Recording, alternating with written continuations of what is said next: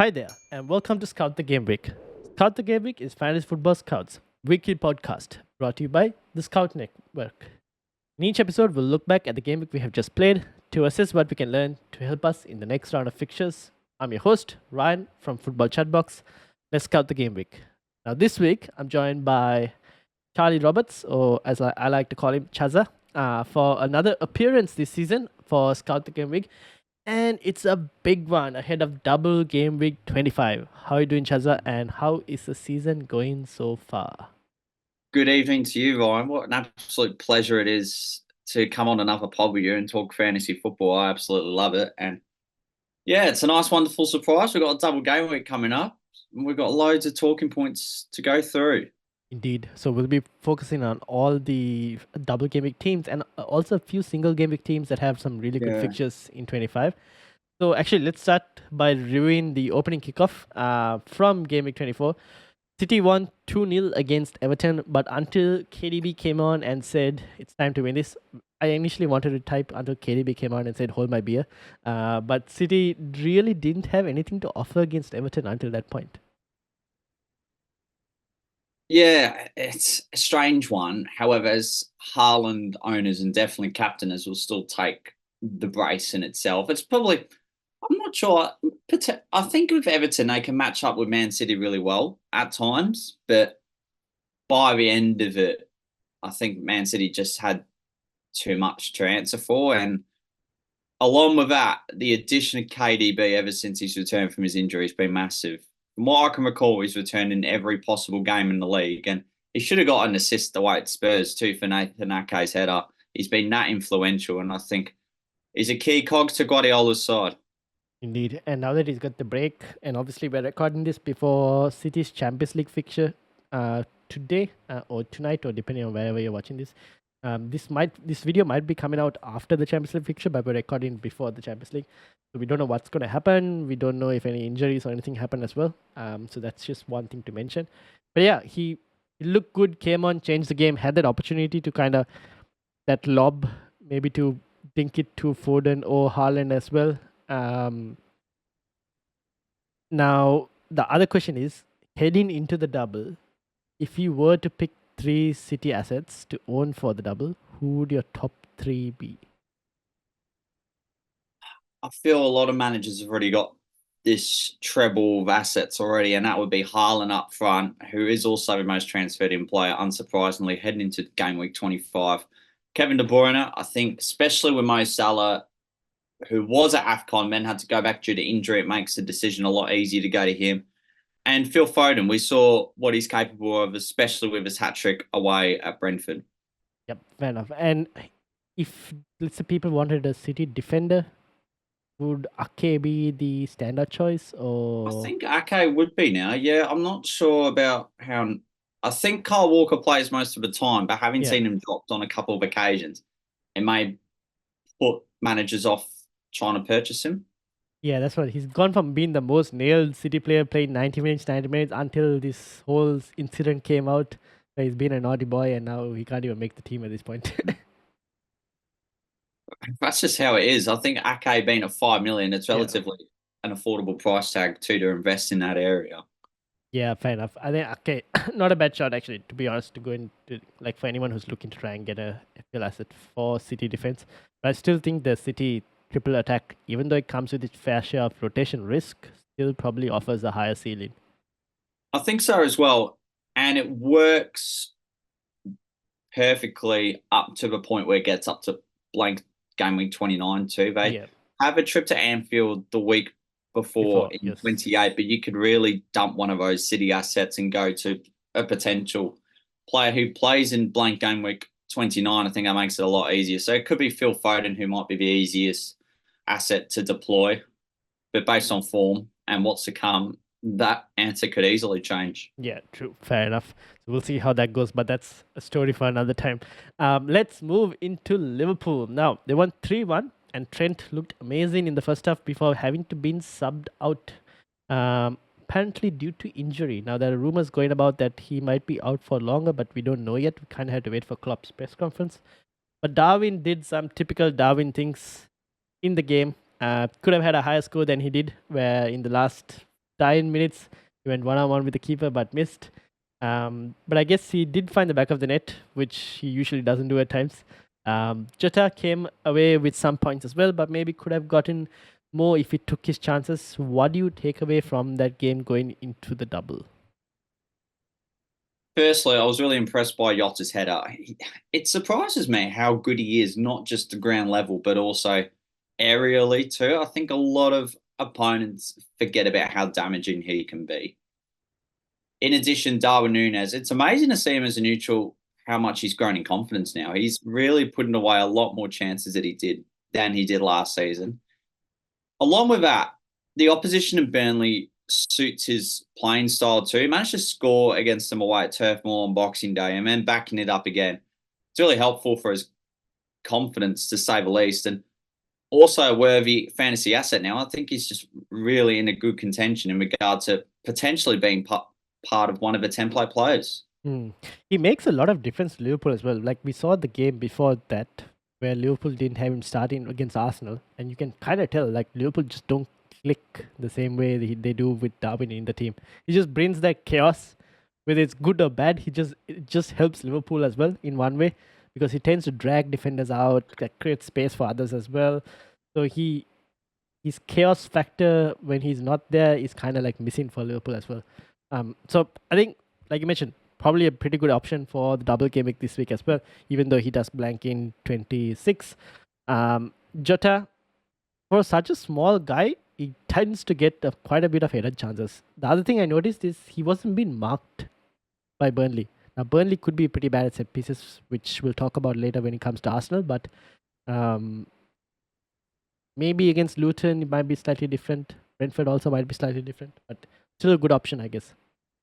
Yeah, I think what also helps Darwin Núñez's case is he's a lot more nailed now than he may have not been. I think Jota, I think he's going to start definitely one of them and feature a reasonable amount of minutes in the second one, back with Mo Salah returning, because Salah at times does play in Jota position or vice versa. That may wrestle away the amount of opportunities and playing time Jota could get. But I think with Núñez, he's that focal to the attack of that side, and Jurgen Klopp really likes him now. Yep, fair enough.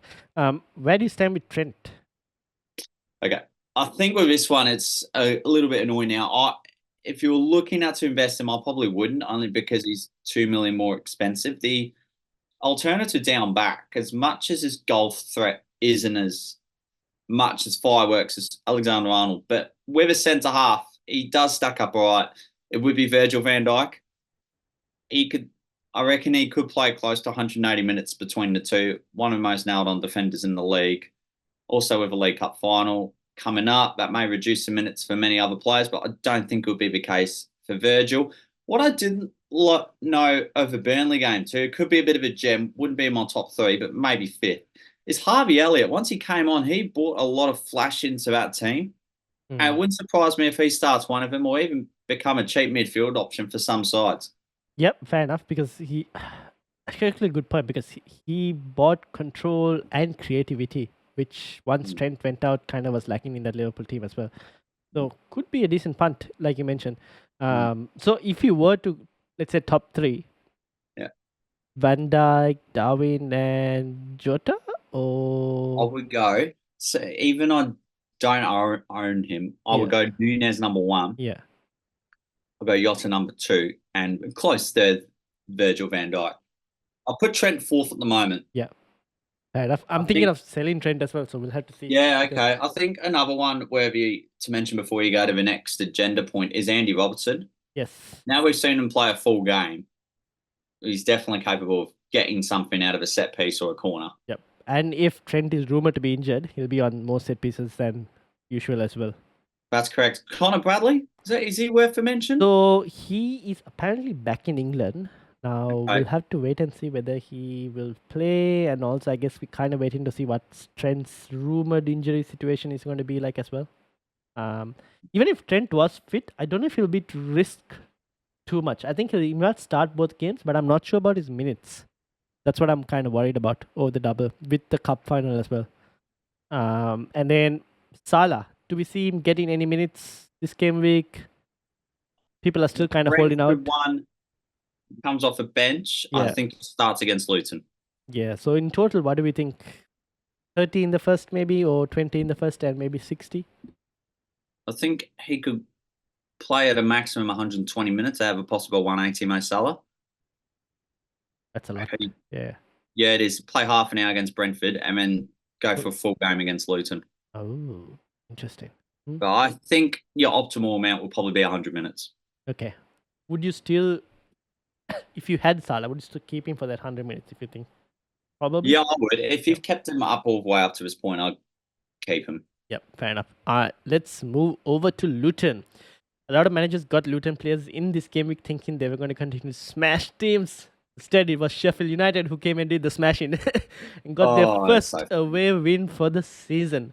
Adebayo and Morris did get some points, and Doty created 9 chances in the game, which was more than any Premier League player in a single game this season. But came away with only 1 point to show for it. Did we get carried away with Luton, or do we still think there's a chance to get some points between now and game week 29? Potentially that Sheffield game would have been an off game because Luton have been on such a high for a good while now, especially after that 4-0 home win against Brighton. That Newcastle game they probably should have won, but 4-4 is still an incredible result. But I think I was just off, to be honest. They just couldn't have that attacking edge about them on Saturday against the Blades. And Sheffield United made the most of them. It was a great goal from Cameron Archer. I'll give him credit on that. I wouldn't be put off by them. I do feel they can get something at home against Manchester United in double game week 25. In addition, they could blank in 29. We'll soon see about that. And they've got a double in 28. So there's more upside than downside about the Luton assets. Yep, fair enough. I still think there is potential with the likes of Adebayo, Morris, and even Doherty, to be honest, even though the fixtures might not be great. Like you said, could get something. Like attacking returns is possible against United as well. Yeah, I agree. I think there's been a lot of talk of Adebayo, and don't get me wrong, he's an incredibly exciting asset in himself. I think a lot of people are sleeping on Carlton Morris all of a sudden because he is Luton's penalty taker, and we just saw that against Sheffield. If Luton get a penalty, that's all him. And I think his finishing hasn't been that bad this year. He's gotten a few more extra chances. I remember bringing him for the double last time this season, and I captained him as well, and it paid off against Haaland as well. So, I mean, I'm not against Carlton Morris. If anyone wants to bring him in, definitely. It's just that I think that the striker options going into this double are so stacked with Darwin, Haaland, Tony. Yeah. We'll get to Tony next. Watkins has a great single game week fixture as well. So a lot to talk about. Anyways, top 3 Luton. Sorry, I beg your pardon. Top 3 Luton assets. Top 3 Luton assets. Before I get to the top 3, I need to mention one player very quickly. That's Ross Barkley. Yes, fair enough. I'm about 1% right now. But my top 3, I'm going to go Doughty at 1. I'm going to go Adebayo at 2. And I think the third one is Kaminsky in goal. Ooh. I think he can produce a lot of save points in Luton's double game week in 25. And potentially double game week 28 as well. Fair enough. All right. I'll probably have Morris in there. Yeah. Between Adebayo and Ross Barkley, I'm kind of unsure for that third spot. I think Ross Barkley could do something. I'm not really sure. Ain't nobody like Ross Barkley. But it's just that the midfield spots are so stacked as well that I'm like, we'll see. But it's a good differential, I will add. Yes. Because if people are looking for enablers like Garnacho, you could also go Ross Barkley. Same price at the moment, I think. Yeah, it just made an extra player to maybe transfer out in 26. That's the only problem. Yep, that's the thing. All right, now, final double game week team for this week is Brentford. So they kept a clean sheet against another team in Wolves that have been scoring many goals in the last few weeks. Tony got another goal, but it was Reguilon who came away with the max bonus. What did you take away from that game? It wasn't really about Tony scoring because of all of Brentford's tough fixture run, especially since his return game against Forest. So he scored in that, and that was expected. Scored away at Spurs. In fairness, any striker could score away at Tottenham right now. And then away at Wolves. Those 3 games where he could sort of bank him to score, and he did that at the moment. It was more Reguilon, which I was impressed by, having taken the corners and set piece duties, and then getting an assist, finishing on 12 points. And yet again, for the second game week, I think he got 10 points against City with an assist, and now Flecken with a clean sheet, which doesn't occur often. I think he's a really good shout as a double game week player. I agree. Save Yeah. points as well, right? Like you'll get Save a lot of save points. points. Yeah. Yeah, and who knows, if you make 8 to 9 saves, you could probably be in the running for a bonus point. That's true. That's true. Fair enough. So if in that case, your top 3 Brentford players. Oh, sorry. I think the first one's obvious and Ivan Toney. The second one, I am going to go Flecken, actually. Just because of tough opponents, you don't have an amazing defence, you're more prone to conceding could be a case, but just having the ball shot at you, which could create more saves. That's why I put Flecken second and then Reggie on third for 4.4 million. And Brentford, to an extent, you could say they've been slept on, and rightly so, because they've got potentially the worst possible double game week of all time. Yeah. But they have a game in 26 and they have a game in 29. Yeah, that's because I was thinking of like my move to try and get KDB in was possibly selling Trent, and I was looking for a defender to try and get in, and I was like, okay, maybe Region. Now the fixtures are not great, which is a problem. But they do have that fixture in 29 as well against Burnley. I also think if Moreno, who has a better single game week feature, and probably will outscore Region over the course as well, possibly. But I was a bit worried by Luca Dean in terms of his return to fitness. Yeah, so I'm kind of uncertain. Any love for Ben Mee and Pinnock from set pieces? Probably not at the moment. They've certainly shown it in the past. With a game week 29 decision making yours, are you intending to free hit in that game or actually go without playing that chip? So I'll try and keep an open mind, but ideally at the same time, I want to be able to navigate it in such a way where I don't have to use it.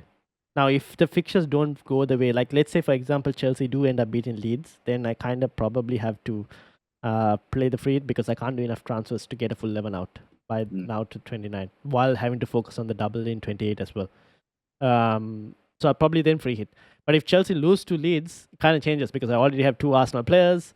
And then I can kind of like, if I wanted to get Palmer back, could get Palmer back as well. We'll talk about that later as well because I think there's a question about Palmer.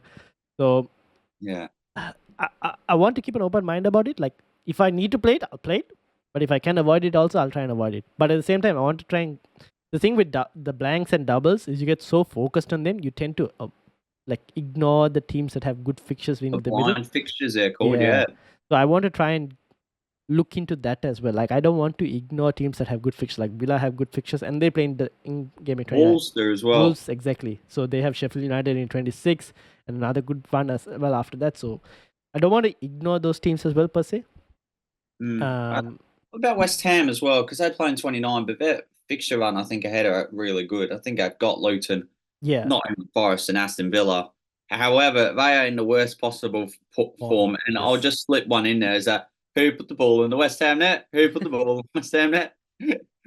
But yeah, I like West Ham defense. I'm looking for defenders, and they're horrible. Are you not looking for midfielders now? Not even Kudus? No, because my midfield is stacked with like Saka, Jota. I have Saka, Jota, Palmer at the moment, Foden.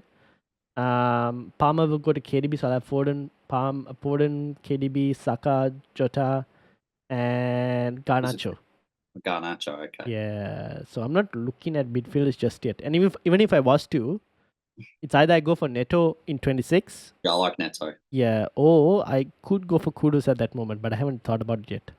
So we'll see. We'll see. That probably after the double. All right, now let's end it with actually not let's end it with captaincy.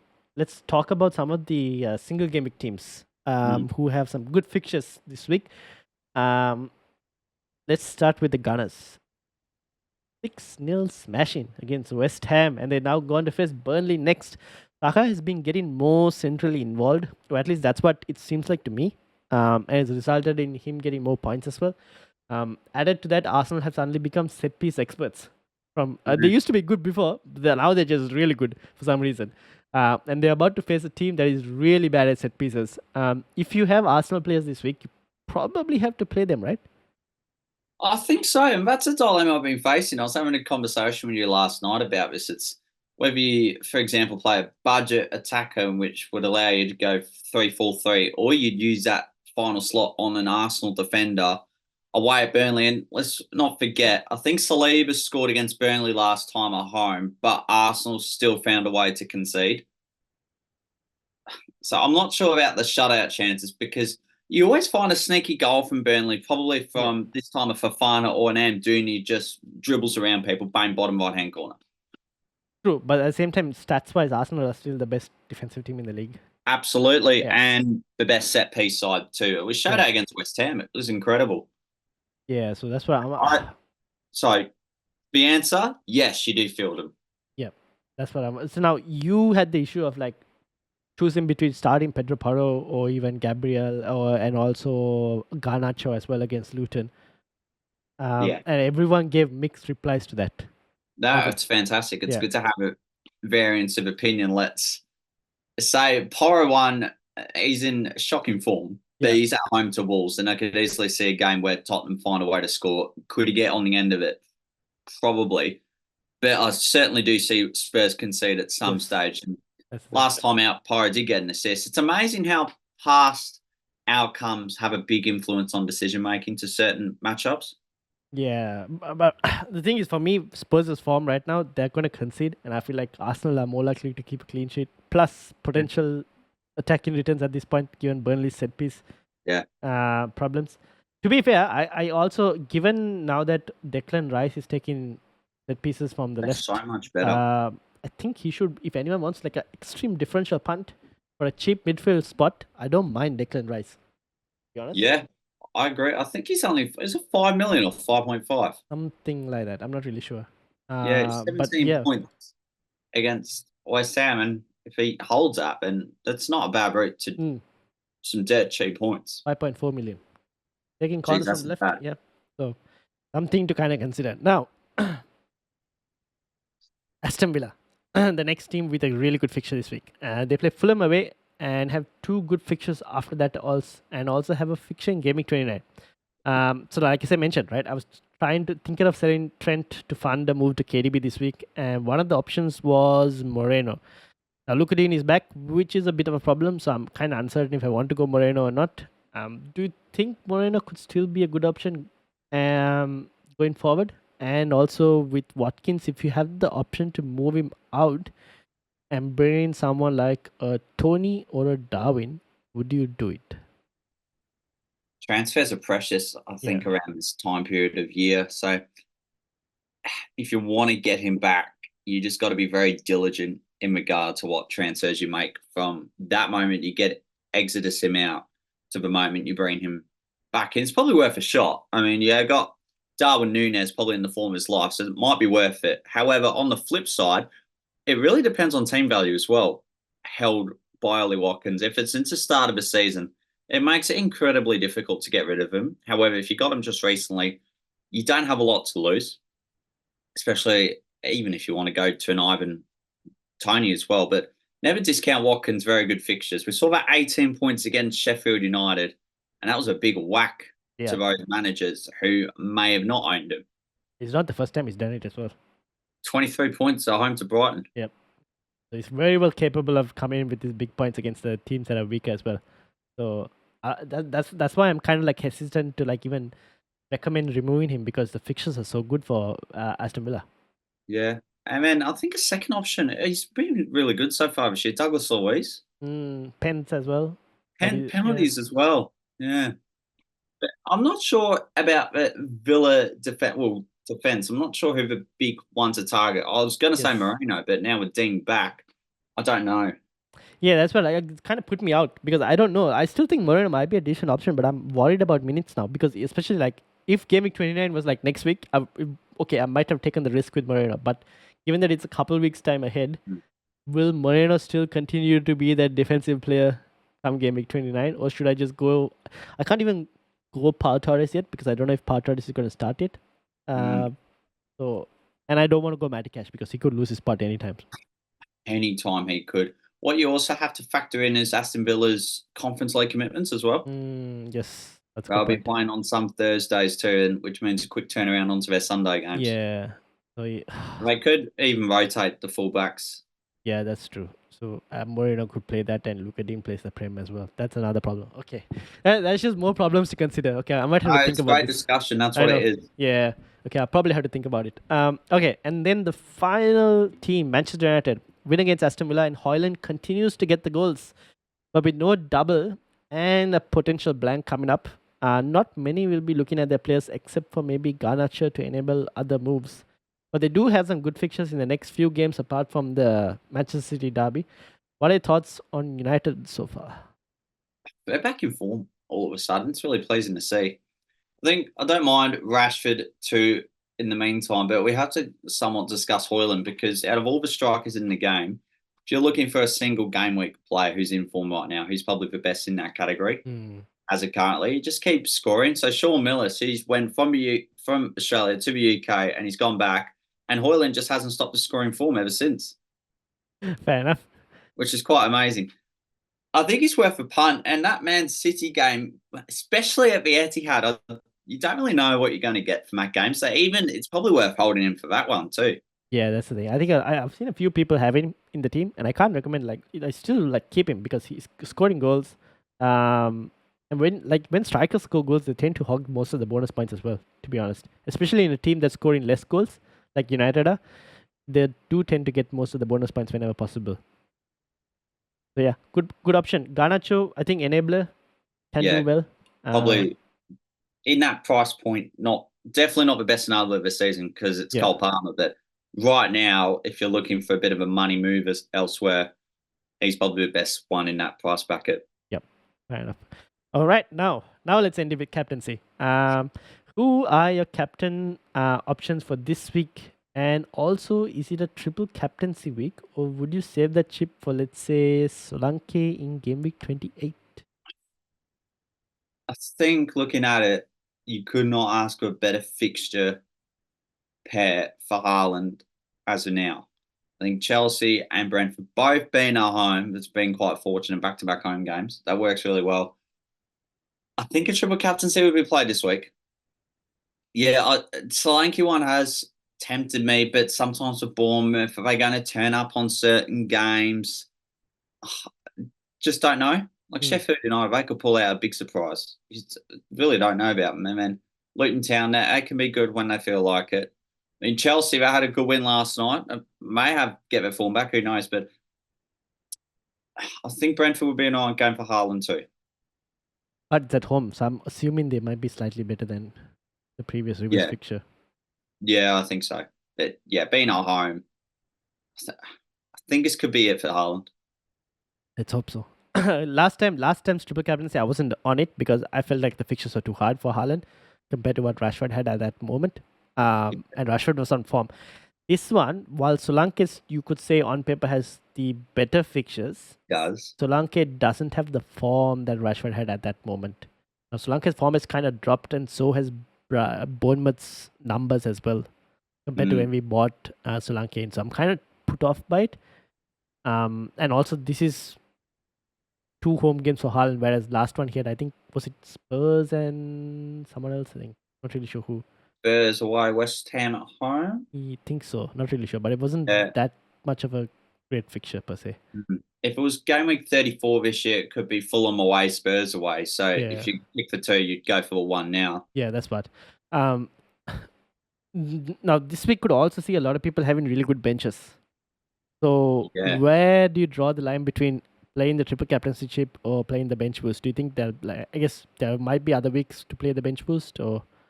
I think bench boost, what we've seen this year, it's very manager dependent. If you feel that all players have a good fixture and they're on your bench, go ahead and play it. If you feel that there's not really a right or wrong time to play the bench boost, because if you play it with mega doubles, not always you'll get the points of turn that you might desire.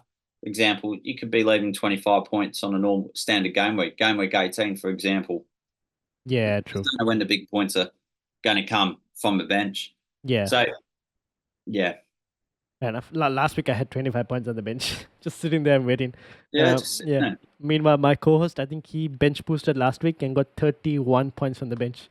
He had That's very impressive. Richarlison and Garnacho both all in last week. Woo! So I do agree. It's probably very manager dependent. If you think you have Yeah. a good bench, then play it. But I think there are probably more opportunities this season to probably play a bench boost than there will be triple captaincy. That's a very good call. Yeah, I think playing it in the doubles, it definitely maximizes your chances Yeah. of gaining more points. Yeah. If you've got a set of 8 games as opposed to 4. Yeah, that's true. But at the same time, triple captaincy also same thing. Two games with 2 good fixtures doesn't come often. That's correct. Yeah. Other captains? Other captains? Who do you have? Any Who do I Liverpool? have? Yeah, he's within the queue. I'll go Kevin De Bruyne. I think Chelsea-Brentford matchups suit well for him. Phil Foden is in there, of course. We saw what he did against Brentford. Jota, the slotter, I think they're good fixtures for him as well. Bukayo Saka as a spicy single game week player, shout, but who should be worthy of a mention. I don't think I've ever mentioned this player in the captain section. That is Darwin Núñez. True. Yeah. Forward, bonus points. Yeah. Yeah. He just needs if he makes the most of his chances, and wow, he could be a big explosive rank riser. Yeah, and if you think Salah is going to be back, the one to be affected most will be Jota more than Darwin Núñez. So yeah, point. All right, we'll see how it goes. Very interesting double game week ahead. All right, so we have one question from the community as well, so let's get that over as well. Mr. Cayman fan Matt, who basically asked, here's one. Would you recommend regarding Palmer? Start, sell for doubler, or bench? Where do you stand with regards to this? And also, before you do answer, I asked him who would be like the options he'll be looking at if he was to sell. And he was looking at differentials like Rodri or Doku for City, or Diaz, or like you mentioned, Harvey Elliott as a punt option, or even Norgard or Barkley. Okay, differentials I like, but for Cole Palmer, that does not sit well with me.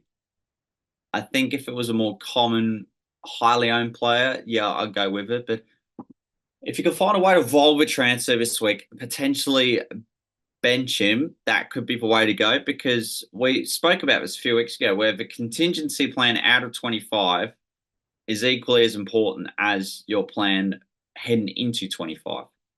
I think bench, and then after that, probably reassess. But it's a tricky one too, because he'll have a blank, but you want to be more inclined to transfer him out if you know he's missing 29, but they're still in the competition. So you'd have to wait after game week 26 for that to occur. Yeah, that's the thing. That's a tough situation to be in. I think with Cole Palmer, it depends. One, it's team dependent on the number of blankers you'll have in 26, if you can afford to bench him or not. And the other is, I think a lot of us have different varying values of team value stored in him. Depends on how early you got him, you might have more team value stored on him as well. Yeah. So that's also one thing to kind of consider. And like you mentioned, if you're going for someone like a recognized player, like moving to a Jota, I'm moving to a KDB potentially. I think a KDB one would make sense for Cole Palmer. Yeah. I think in addition, you got to consider in how much of a talisman Palmer has been for Chelsea this season. He's probably been their best, but also their most important player. And we saw it against Crystal Palace, getting 2 assists late on. Yeah, if it wasn't for his creativity, I'm not sure if they would have scored those goals. Yeah. Right up. That's the thing. As soon as he was moved to the, I think we were all complaining. Why is he playing that striker? Yes, certainly were this morning. Yes. Why is he playing the striker's position? And then Nkunku comes on, Palmer moves to the right wing, and then bam, points come. Yeah. So that's the thing. Like Cole Palmer, you play him on the right wing is good. I think we should not forget the last time when he had this tough fixture run, a lot of managers bought him early and benched him, and he continued to get those penalties and get those points. So not a bad option to start this week. It's just that Man City, you kind of generally would most likely bench him, especially in a double. So yeah, but anyways, depends on, again, like you mentioned, depends on the players you're bringing in. If you're bringing recognized proven FPL assets, then I don't mind it. If not, probably find a way to bench him if you can. Yeah.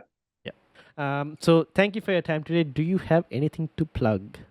Yes, the FPL Addicts podcast back on as per usual every Friday night. Make sure you search us up on Twitter at FPIAddictsPod, along with Instagram being the same name. Also on YouTube as well. There's some YouTube shorts that are posted after each game week where I talk about the players that have stood out, the captaincies, as well as who to be part of your radar.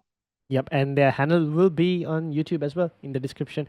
So thank you to Chaza. And you can also find me, Football Chatbox, on YouTube, where I do weekly videos and deadline streams. And that's it for this week's Scout the Game Week. I'll be back during Double Game Week 25 most likely. And looking ahead to blank Game Week 26, Green Aerosol. And also make sure to like, subscribe, and ask any questions in the comments, and I will answer them. Thank you all.